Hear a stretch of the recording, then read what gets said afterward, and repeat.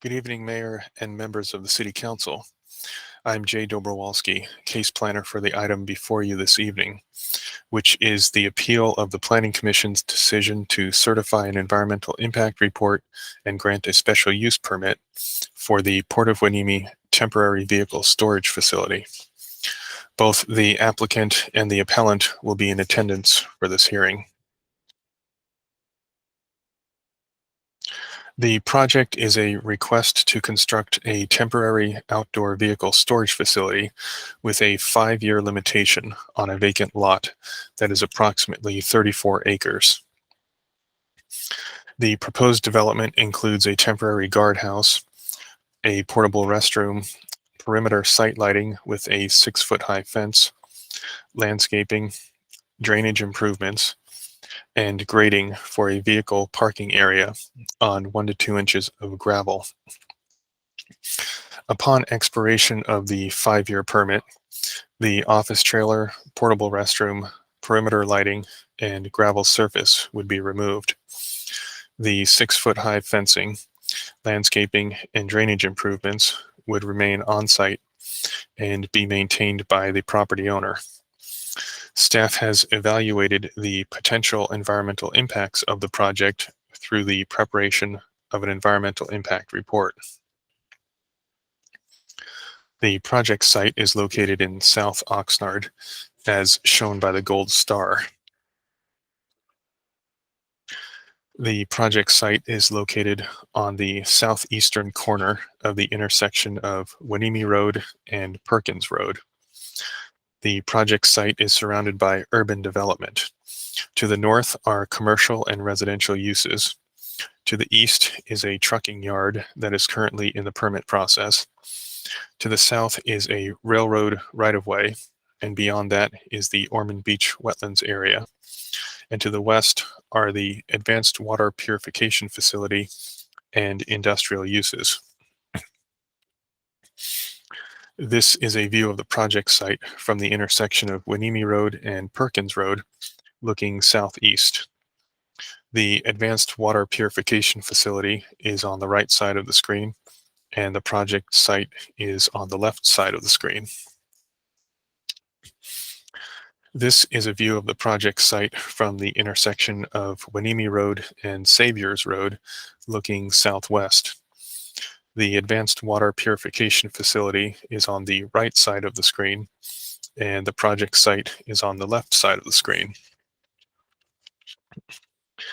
The project site has a 2030 general plan designation of industrial light and park. It also has a zoning designation of light manufacturing plan development. The project is consistent with the general plan and zoning code, and that consistency is discussed in the staff report.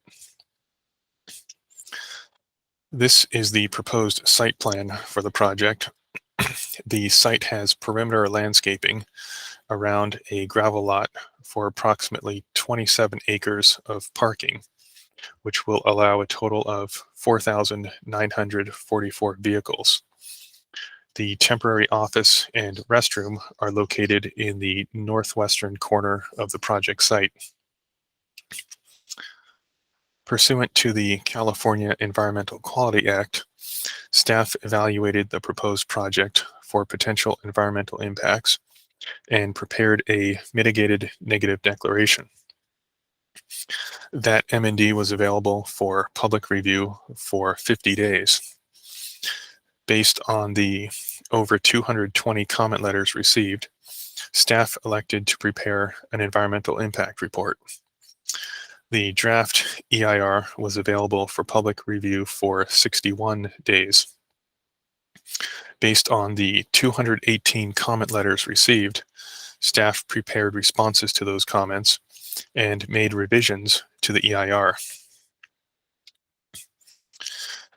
The EIR identified Class 2 and Class 3 impacts from the proposed project.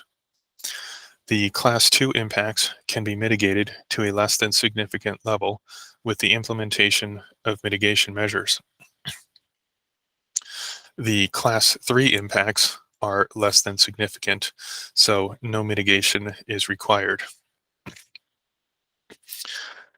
The aesthetics mitigation requires the installation and maintenance of landscape screening.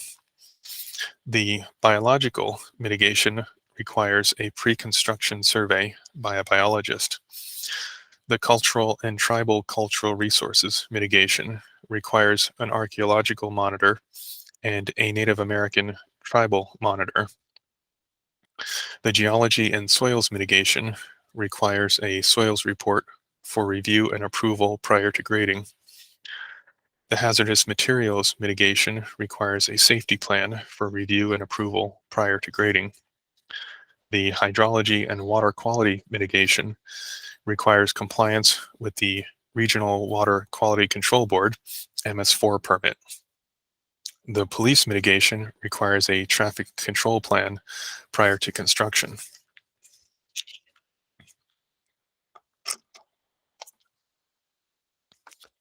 The final EIR includes a mitigation, monitoring, and reporting program, which details the implementation of the mitigation measures. With the implementation of the mitigation, monitoring, and reporting program, the project will not have a significant impact on the environment. Thus, staff recommends that City Council certify the EIR.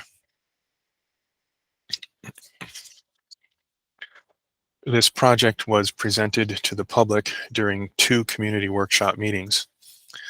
During those meetings, comments were submitted regarding potential environmental impacts. Those comments were the same as the comments that were addressed in the EIR.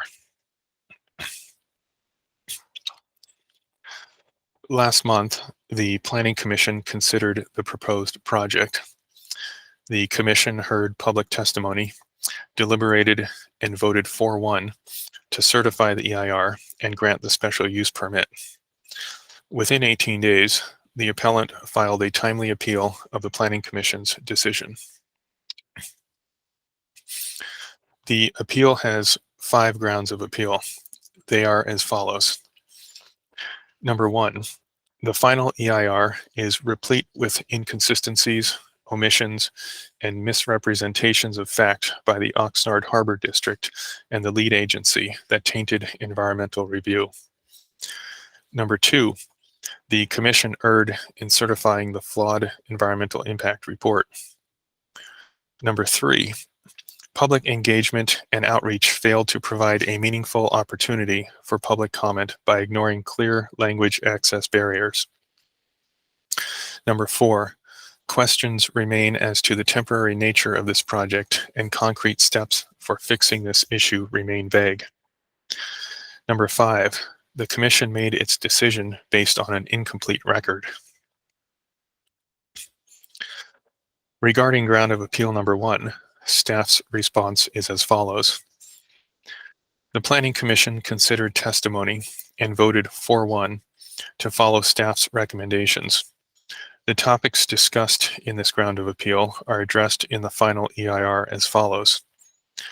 Piecemealing is addressed in Global Response GR3. Cumulative impacts and growth are addressed in Global Response GR8, Section 4, and Section 7. The project description and the project surroundings are addressed in Section 3. Alternatives are addressed in Global Response GR7 and Section 6. Regarding ground of appeal number 2, staff's response is as follows. The topics discussed in this ground of appeal are addressed in the final EIR as follows. Piecemealing is addressed in Global Response GR3. Cumulative impacts are addressed in Global Response GR8 and Section 4. Alternatives are addressed in Global Response GR7 and Section 6. Traffic impacts are addressed in Global Response GR4, Global Response GR6, and Section 5.19. Air quality impacts are addressed in Section 5.3. Biology impacts are addressed in Section 5.4. Cultural impacts are addressed in Section 5.5. Hazards are addressed in Section 5.9, and environmental justice is addressed in Global Response GR5. Regarding ground of appeal number 3, staff's response is as follows. The topics discussed in this ground of appeal are addressed in the final EIR as follows. Translation of the documents is addressed in the final EIR. Staff has Spanish speakers to interact with the public, and translators were available during the Planning Commission hearing. Thus, the city provided additional opportunities for public participation in the planning permit process. Regarding ground of appeal number 4, staff's response is as follows. The Planning Commission granted the special use permit subject to conditions of approval. Condition number 57 requires that the applicant submit a bond in the amount of $1.5 million to return the site to its existing condition. The project site is not located within the coastal zone, so there's no nexus to require coastal access. Furthermore, there's no nexus to require off-site remediation of wetlands or dedication of a portion of the project site for an educational site. Regarding ground of appeal number 5, staff's response is as follows. The 4 letters that the appellant alleges are missing from the final EIR are included in the final EIR that was posted on the city website prior to the Planning Commission hearing and was also presented to the commissioners with the hearing documents. Thus, the Planning Commission considered the entire record. Notice of this public hearing was published in the newspaper, posted on the project site, and mailed to property owners within 300 feet of the project site.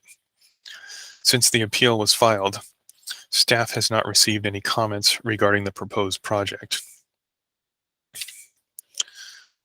Based on the previous discussion, staff recommends that City Council conduct a public hearing and adopt a resolution certifying the final environmental impact report, and adopt a resolution denying the appeal and upholding the Planning Commission's decision to grant the special use permit for a vehicle storage facility, subject to certain findings and conditions. That concludes staff's presentation. Staff, the applicant, and the appellant will be available for questions during the hearing.